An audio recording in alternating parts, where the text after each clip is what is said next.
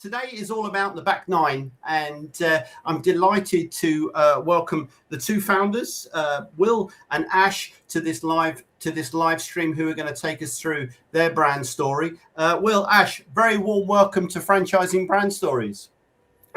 Thank you very much. It's good to be with you. Yeah, thanks for having us on, Simon. That's an absolute pleasure. Now, we're live, so if you've got any questions, please pop them in the chat, and we will obviously come back to you and answer those questions as well. But before we kick off, because as you know, I've always got plenty of questions to ask. Will and Ash, can I ask you to introduce yourselves to the audience, please? Yeah, my name is Will Bangeter. I live in St. George, Utah, over here in the United States. And I'm a father of four. I've been married for 10 years, and I started Back Nine just about 5 years ago. I was a lawyer at the time, and was trying to find something that I was passionate about, and started Back Nine really as kind of a side project, something that was fun for me. And I didn't ever expect that it would become a global franchise brand. But here we are. I'm very competitive. I love sports. I love golf. And it's good to be with you today. You're very welcome. Thanks, Will. Nice to meet you. Hi, Ash. Yeah, hi, everyone. I'm Ash. I'm from the UK, still live in the UK. I've been in franchising for almost a decade, originally from Sunderland, the Northeast. I have 4 children as well. Love my golf. And due to the success of Back Nine in the US, which is founded by Will and Brady also, it's been so successful that they've been expanding internationally, and here we are in the UK opening up, and I've been asked to come and do that for them, which is a real pleasure. That's really exciting stuff. Okay, listen, let's crack on. Let's go into chapter 1. I just want to know, where are you at right now, Will? Tell me a bit about the network and how you operate at the moment in the US. I mean, what is Back Nine, first of all? Yeah, that's a good question. Back Nine is it's a 24/7 membership-based model where we provide golf simulator access to golfers all over the country in the United States. So we use top-of-the-line golf simulators. This isn't a video game. This is kind of military-grade radar technology. You hit a golf ball. By the time it hits the screen, right where it hits, it travels into the virtual world with all of your exact data points. And you can play, practice rounds. You can play on Pebble Beach. You can play on St. Andrews, a bunch of different courses. It's a really good time. And the evolution of technology has really kind of empowered us to give that to the golfer. And so our tagline is "Where Golf Never Sleeps." And we're targeting every golfer globally who, struggles with daylight issues or time or cost or, the restrictions that have bound golfers for centuries. We can kind of get around those and give people more access to the game. So I love that. We've grown to 424 franchise locations in the United States that we've sold and are in development. 126 of those are open today and operating. They're doing very well all over the country. And we've just sold our first few locations in Canada. And Ash is going to take us and get the ball rolling out there in the UK. So we're really excited about that opportunity and to bring Back Nine to Europe. Super. I mean, what a journey, and that's 5 years. I mean, it's tremendous. I mean, I'm not a golfer myself. I'm sorry to say that, but I mean, look at over here in the UK. I mean, there are so many golfers that are frustrated by the weather. For example, you cannot get out on the golf course. I mean, recently it's been absolutely appalling. So I like the idea of being able to go at the drop of a hat and go and play golf. I mean, that's really awesome. So the centers themselves, what are they? Are they in sort of light industrial units? Are they not shop fronts? But I mean, tell me a bit about the locations. Yeah, here in the United States, we call it Class B retail. I'm not sure how that translates to UK, but these are kind of middle-end retail plazas. You'll find your Orange Theory fitnesses, your Subway sandwich shops. You'll have a bank in the parking lot, and those are kind of the retail plazas we target here in the United States. We do have a handful of kind of industrial warehouse space where folks can really build out a cool location. But for the most part, in the US, what's worked really well is kind of that cross marketing with neighboring businesses who want to cross market with you and leverage each other's locations. Got it. I've got it. So typically then, if you look at one of your franchise centers, I mean, what are their revenue streams? I mean, there must be quite a few different revenue streams that they enjoy running these businesses. Yeah, our business model is unique compared to most other indoor golf brands. Most incorporate food and beverage and kind of that social aspect. Our doors are typically actually locked and open to the member, the 24/7 member. Wow. We don't have employees on site. Once you're a member, you get your orientation, you become a member, you learn how to use the simulators. It's yours to use and to host people and friends and family and business partners. And that's really the environment we wanted to create, is just to give golfers unlimited access to feel like they own the place. Yeah. So the revenue streams for us are, primarily membership based, whether you're an individual or a corporation who wants to be able to let your employees or your clients come use the space. You can sign up as a company. And that's probably 80% of our revenue comes from those memberships, and they pay anywhere from $150 a month to $300 a month for unlimited access, and they can bring guests with them for no charge. Wow. Beyond that, we do allow public tee times, and that's kind of up to the franchise owner to decide how much they want to be available to accommodate those public tee times, events, corporate parties, birthday parties, you name it. We also do golf clinics and youth golf schools, where you'll have a golf professional on site partnering with you to give golf lessons to individuals and groups of people. So those are kind of our core revenue streams. Yeah. I mean, that's fantastic. So there is quite a few different strings to the bow in terms from a franchisee's perspective. But I mean, are there other opportunities as well, like site sponsorship and merchandise? I mean, it must be the opportunities must be endless. They are, and we're developing that every day, something new every day, and hearing feedback from our franchise owners, what they want, and then we'll go deliver for them. We do have an online store, so our golfers, nationwide, tens of thousands of golfers have access to a number of brands, like top golf brands, where we have wholesale accounts, and we can give members access to reduced rates on anything you need in golf. Brilliant. And we kind of want to be the membership that golfers need and want. Even if they're not golfing particularly well, they still want access to those discounted apparel items and golf equipment and so forth. Awesome. That's awesome. Yeah. So there's that. And then there's also kind of in-space advertising opportunities. Okay. You can sell sponsorships on the bays. We have TVs in the facilities, looping ads all the time. Okay. We do monetize as much as we can, for sure. Excellent. So you make it sweat. You make the assets sweat, which is the most important thing. And Ash, I mean, this is going to be mirrored entirely in the UK as well, are we? I mean, what typically? I mean, how many bays do you have? I mean, what's your vision for the UK rollout in terms of a typical size of outlet? Yeah. So what we say, it's up to the individual franchise owner how many bays they want. Yeah. We generally say a minimum of 3. Maybe 4 bays. Some have 5 bays as well. You're looking at a square footage of somewhere between about 2,100 square feet to 2,600 for a 3 bay, and then maybe a little up to about 3,100 square feet for 4 bays. Yeah. And it just depends how many bays you want within there. Yeah. So the more bays you have, the more memberships that you could sell, which is important. So that's what we'll be looking for. Yeah. The more customers you can get through the door, the more sponsorship deals as well that you can get inside also. No, I can see that. Most generally 3, 4, there are some 5 beers out there as well. Okay, got it. And Will, just quickly then, I mean, a typical membership base for one of your franchised outlets, what sort of headcount you're looking at there?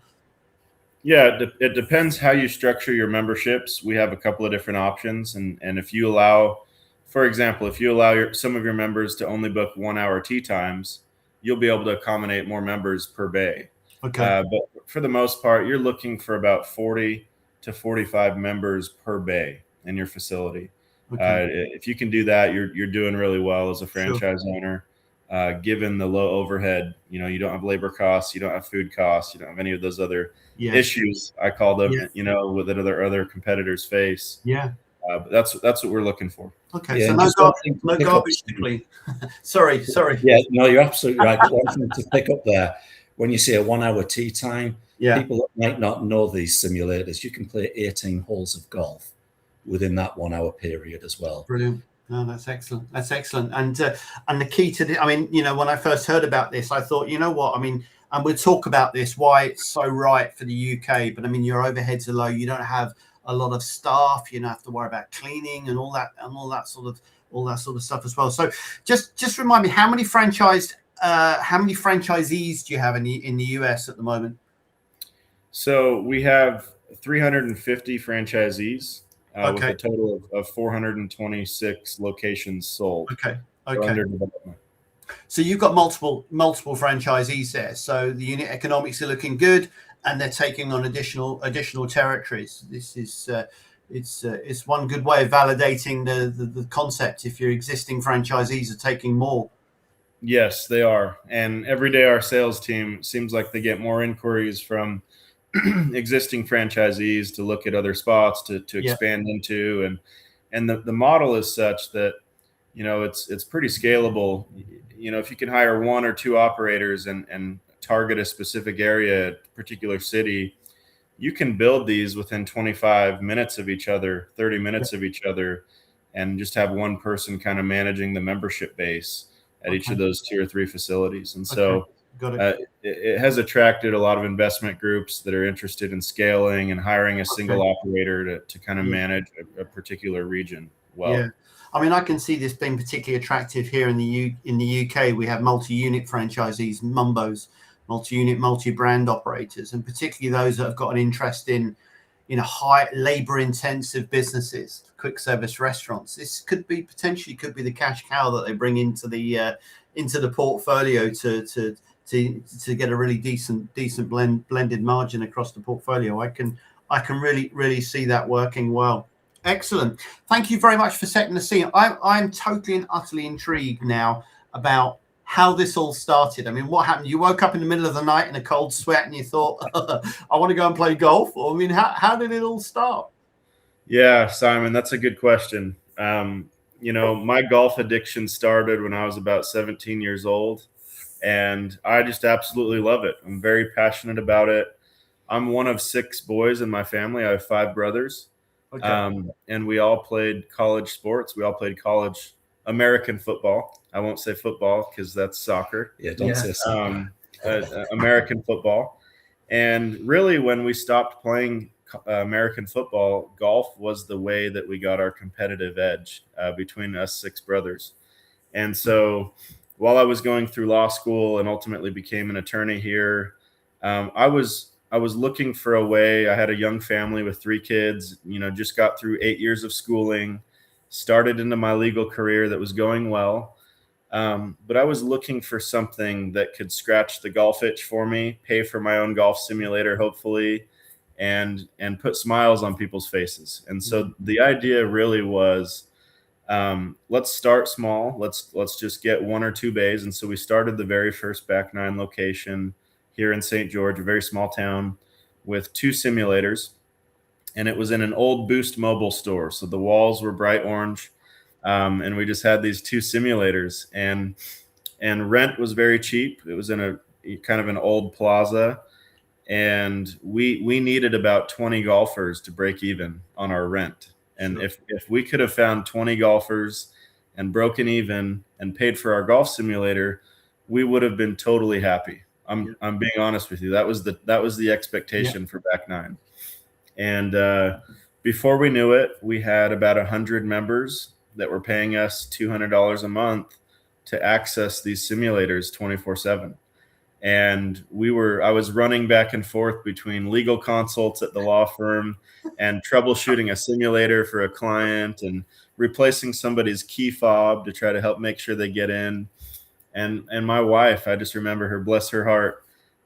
She was so supportive, but I remember about a year in, she was like, "What are we doing? We just did 8 years of school. We're $150,000 in debt from student loans, and your legal career is starting to do well, and you're running this side business, handling one-off customers that are paying you $200 a month." Anyway, so it started to do better and do well, and Brady Carlson, our COO, came in, and he bought out my original two partners. And we really kind of turned it into a business that was doing business things. It wasn't a fun business anymore. It was, we can make this work. And I had 2 years of experience on the legal side representing franchisees against franchisors. And so a mix of that, we got our trademarks done. We started getting inquiries, and we tested the franchise model out with one location 45 minutes north of us in a small town of about 50,000 people. And it went really well. They were scrambling to find a second location within a month or two because they were full. And so that's really when we knew we had something that golfers wanted, a problem that existed that really broke barriers down in golf. Indoor golf is the least intimidating way for a new golfer to get into the sport. You don't want to go somewhere where you have 50 people watching you, or you might lose a golf ball or whatever it might be. You can literally check into a bay with you and two buddies or yourself. Love it. And you'll never lose a ball. Yeah. And without anyone watching you, you can pick up this game. Do you know what? I'm laughing there because I was very, very fortunate when I was working with it at the British Franchise Association. I was invited to a Banks golf day at the Belfry. Okay. And here's me at the Belfry, and the first tee was literally right in front of the clubhouse. So everybody was there. And I just thought, oh my God, if only I had the chance to go and do some practicing, So I just got a 5-iron out and teed off with it. That was it for me. But no, I get that. I mean, golf can be quite intimidating, can't it? So if you've got a nice relaxed environment where people can just come and have fun, and I guess they never lose the ball either. I mean, with the technology that's going on, it sounds awesome. It really does. That's right. So 2 years later, we really decided, like, let's go franchise this thing. Let's do it right. And we spent about 6 months and every penny we had made for 2 years on building our own proprietary software. And that was the one problem we knew we needed to fix, because we were doing the key fob thing and the passcode thing, and using a gym software here and a tee time scheduler here. And none of those systems were speaking well together. So we invested everything we'd made and spent 6 months developing our own proprietary tee time scheduling software that integrates with your security system and your front door lock.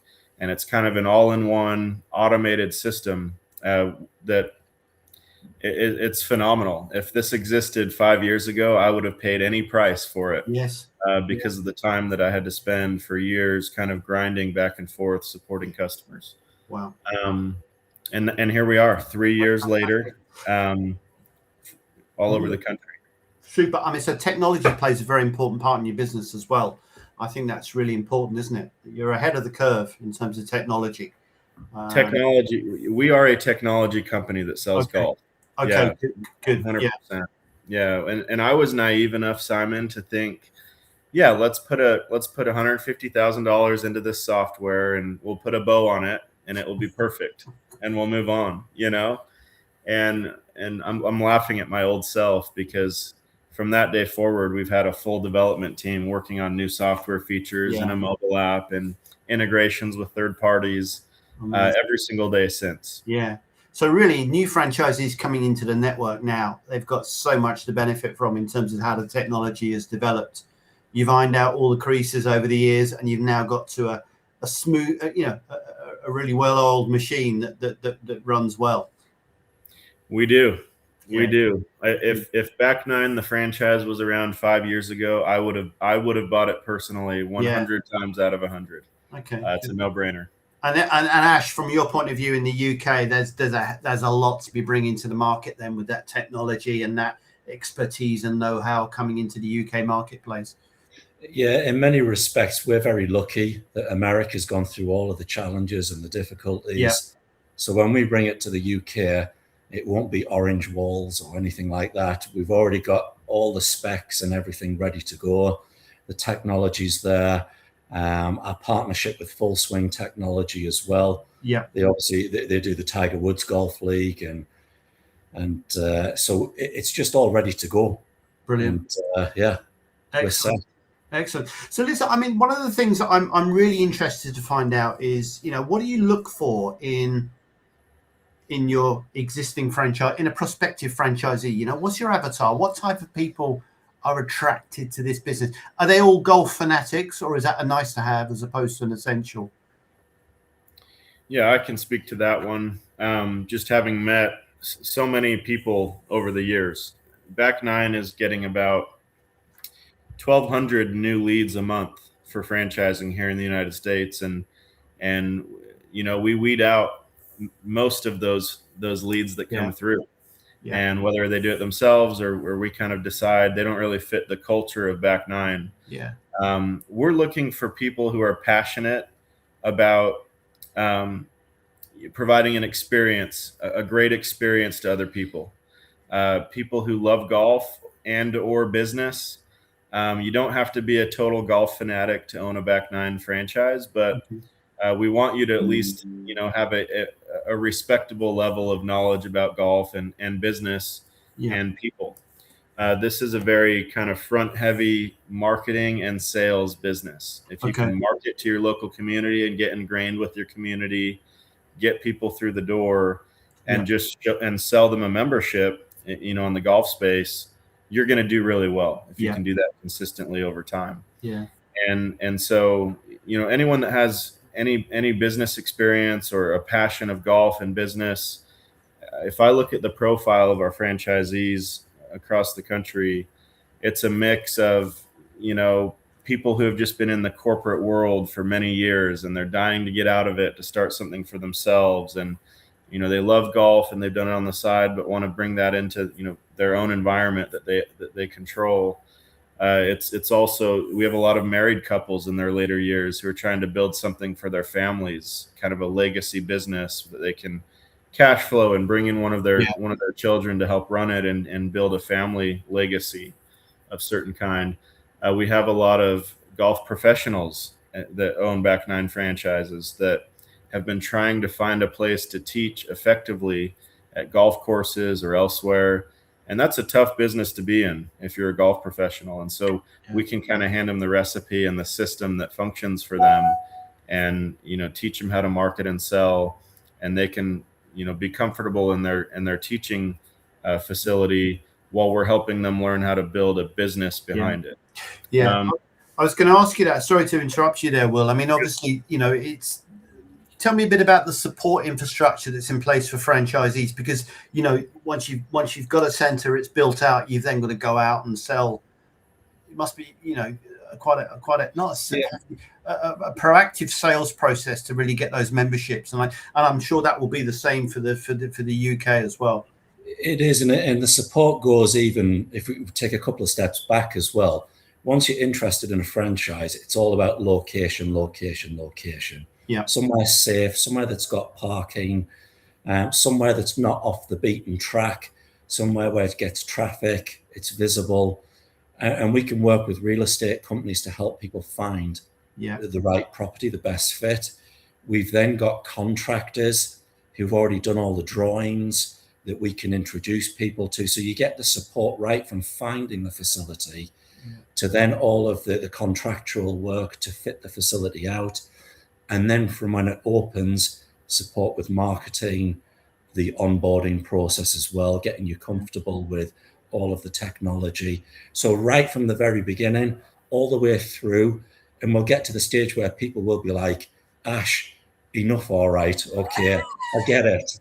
So we do want to hold people's hands, but also, what it's like in franchising, we hope some of that comes back. We hope to hear from our franchisees' ideas and what they think will improve the system as well.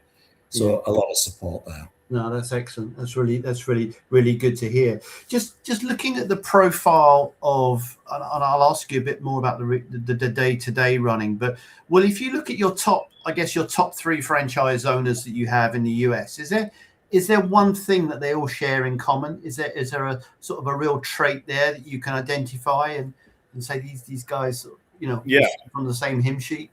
Yes, and not even the top 3. I would say the top 20% of our franchise owners really live and breathe these 3 things. And I'll be quick. I'm a slow talker.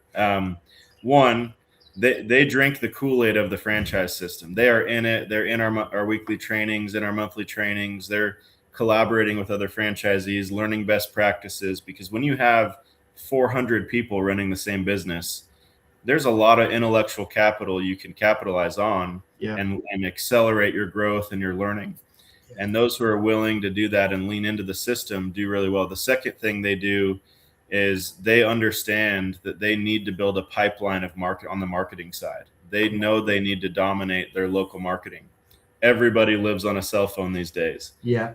And so you have to know and understand what it takes to develop a pipeline of leads through effective local marketing. And they digest that very well and don't mind making that investment to bring leads. Okay. The third thing I would say is they are engaged, very engaged with their community, their local schools, their local chambers of, local businesses and chapters to cross market with, charity events, doing anything they can in their community to drive traffic and brand recognition. And then they're also engaged with their members. Yeah. And that doesn't mean they need to be full-time at the facility every day. But you need to learn what levers to pull with your members and, running a monthly member night to show them your appreciation and get them to socialize with one another, and creating opportunities where they can compete with each other in leagues and tournaments. Yeah. Those are the 3 things that our leaders do really, really well. Yeah. And, that's why they're very successful in back 9. Oh, that's brilliant. That's brilliant. Let's have a quick look in the chat here. We've got my mentor in live streaming, Harvey Tuck, says, sounds fantastic. I'm interested in the service when they are unmanned facilities. How does it work if the machine goes wrong? Are they notified? Well, great question. But I mean, my answer, I think I know what the answer is. You alluded to it earlier with your technology that goes behind this, but please answer. Yeah. So obviously the facility owner is the direct line of customer support. If anyone has an issue getting into the facility or logging on to the Sims the first time, and your members will learn the system better than you will after a couple of weeks. They kind of come to own it and understand the 1 or 2 bugs that may appear, consistently throughout the software. These simulators function really well. It's the best of the best out there. If there is an issue that you can't walk them through, like just restarting the PC because it hasn't been updated in a week or something, and you forgot to do that one of those evenings, you can walk them through that. If there's a bigger issue, you have basically 24/7 full swing support, which is our simulator provider.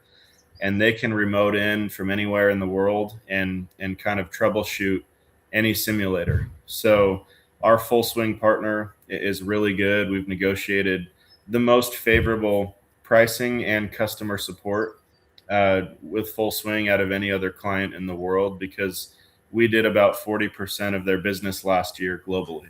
Yeah, I was going to say that. They can see where the growth's coming from.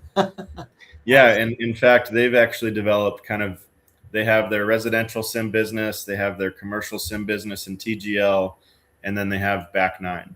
Yeah. And they have a ton of staff and a call center and support specialists, installers, specifically to our business now due to our strength. And they actually just launched their own showroom and distribution center in the UK about 6 months ago. And we're really excited to partner with them and do this right over there. Excellent. No, that's really, really good. Well, what a great question. Absolutely. Which leads me on to the other, when we do franchising brand stories, we like to get an indication of what a typical day in the life of a franchisee is like. But from what you said, the franchisee doesn't actually have to be there physically present in the business. This could be a, dare I say it, could it be a side hustle perhaps if they've got, Absolutely. doing something, they're working, and then they have this as their investment, their recurring revenue and their return on their investment. If you're a single unit franchisee, that's one of the big attractions. Yeah. Most franchises that you buy into, you've got to be full time within it. Yeah. I've seen people over the years buy a franchise and try and keep their day job, and they just can't. However, this is one of the attractions to Back Nine. If you only have one unit, it's a passive style of I guess, time within the business. What, about 10 to 20 hours, something like that per week? Yeah. That could be to meet potential members. It could be to help them set them up on the system. It could be to go in and just rearrange the furniture, tidy out the bins, make sure the place is clean. So it's a huge attraction for people who are like, I want to own a business, but I just daren't quit my day job, Yes. throw all my money into a business.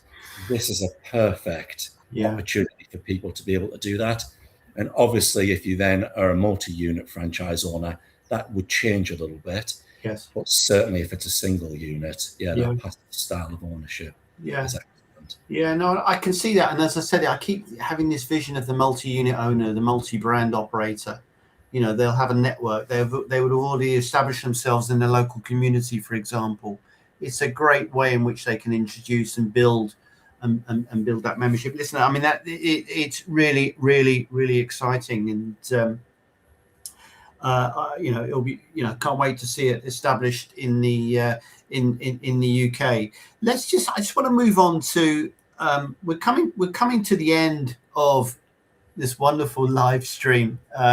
We've talked about where you're at the moment and how things started, but I want to get to grips now with what's happening in the future. Now, there's two sides to it. The obvious one is the future's looking very, very exciting for us here in the UK as you open. But back, Will, with your business in the US, I mean, what sort of future plans and development do you have for the network where you are? Yeah, great question. First of all, for the expansion into the UK, there's nobody better on the planet to manage that expansion than Ash Bolton, and I have full confidence in him. But for the United States and the brand as a whole, we're going to continue to do what we're doing right. And, we claim to know the golfer better than anyone on the planet because we're all golfers. Yeah. And, especially that younger generation. 5 years ago, I think our target demographic even was the 50 to 55-year-old male. If you look at our membership base nationwide, it's like 35 to 38 years old is the median age. And there's such a huge shift in the technology. Young people are so used to having phones in their hands and technology accessible to them. Yeah. And so we're going to continue to lean into data, technology, AI, the gamification of indoor golf, to provide more environments for competitiveness and social. I saw a question in the chat about how do you connect with the social side of the sport. Building a community of golfers is everything that we try to do within one of our facilities, even though it seems like we're trying to stay away and be automated and kind of let it run itself. That's not all the way true. You have to build a community of golfers that engage with one another, compete against one another, socialize on with regular opportunities. And so on a company level, we're doing everything we can to build the best user experience through our mobile app that will allow users to engage with each other. Notifications when Simon birdies hole 7 on Pebble Beach, all of his close friends get notified through the mobile app, and just a community aspect that will be built into our system and user experience in the future. Our technology partner, Full Swing, is really invested in AI and club swing analysis and tournaments and gamification on that side. Live betting in the simulators themselves. They've just launched a software called Skill Strike so that AI can learn your swing and you register and take pictures of yourself, just like all the crypto apps. Yeah. And it literally learns your game as you're playing and sends you prompts to try to bet against yourself. So there's a lot of really cool things coming. Back Nine will continue to expand and be the tip of the spear in this indoor golf space for years to come. Yeah. But we understand that we still have so much to do, and we need to continue to innovate our technology and provide greater opportunities for people to get into the game. Yeah. I really believe that 90% of people still don't understand how good these simulators are. And if we could just get them in the door, they'll fall in love.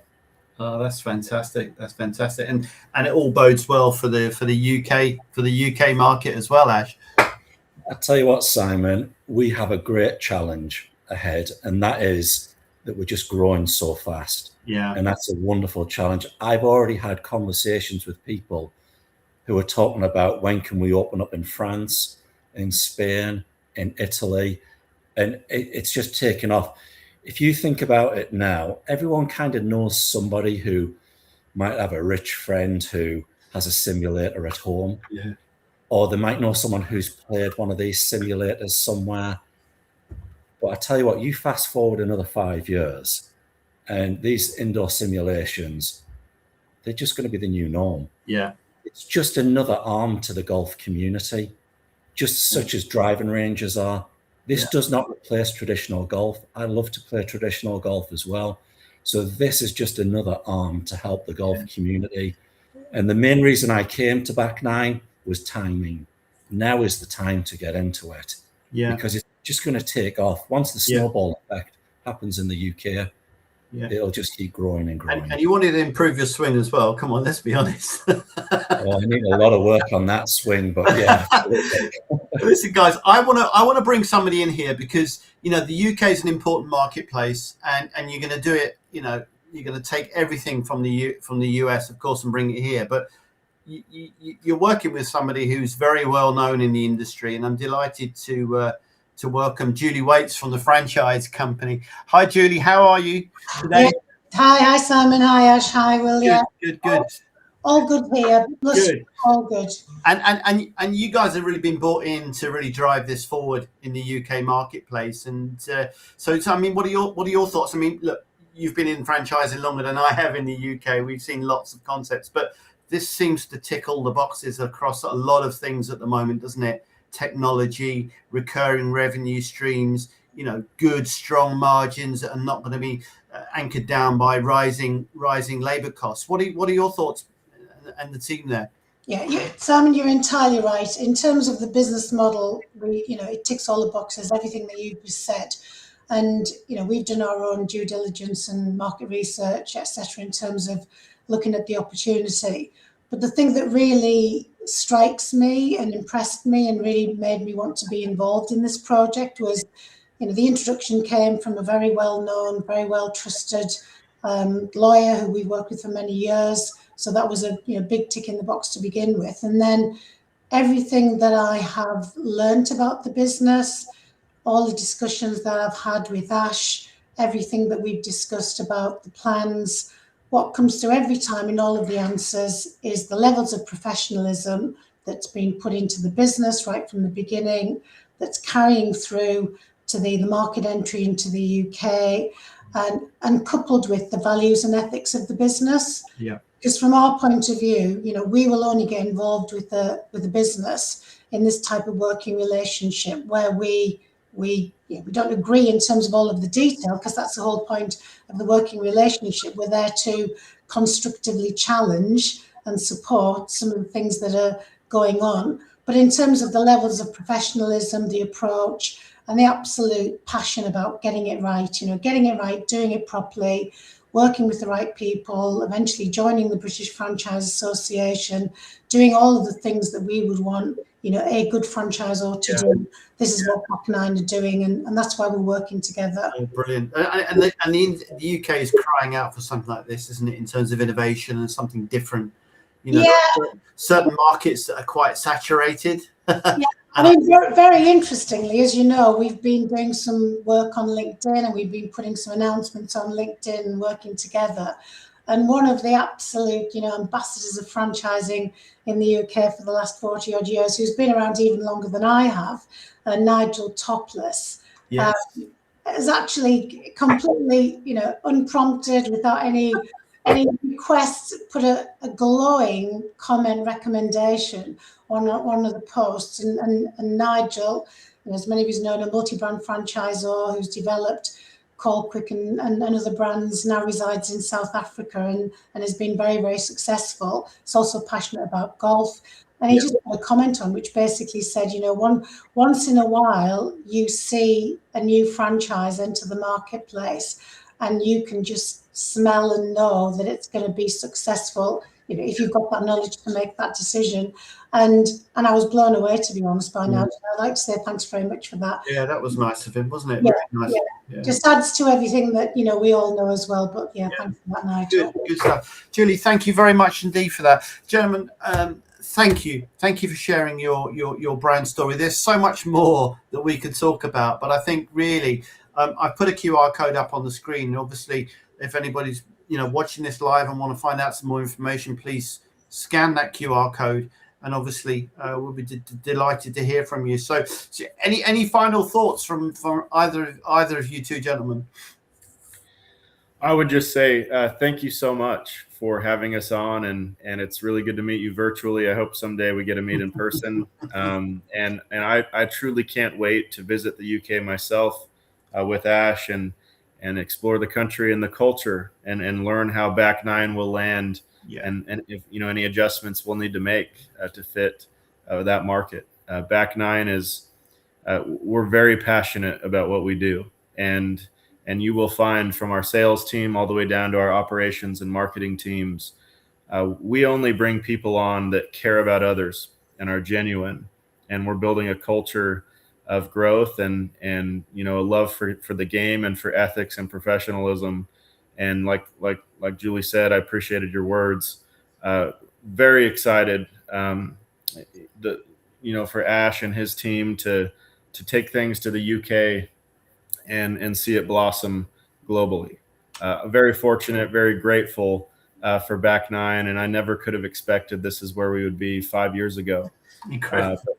Just trying to make sure that we do it the right way and that our franchisees do very well.